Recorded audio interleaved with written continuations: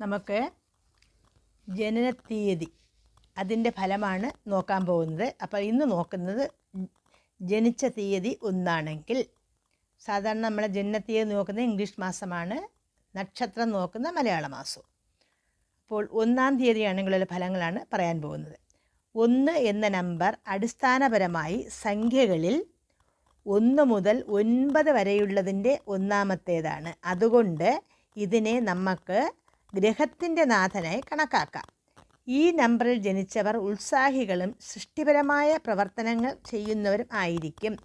ഈ നമ്പറിൽ ജനിച്ചവർ എടുത്തു പറയത്തക്ക വ്യക്തിപ്രഭാവം ഉള്ളവരും അവരുടെ അഭിപ്രായത്തിൽ നിന്ന് വ്യതിചലിക്കാത്തവരും നൂതന സൃഷ്ടികൾ ഉണ്ടാക്കുന്നതിൽ മിടുക്കരും ആയിരിക്കും.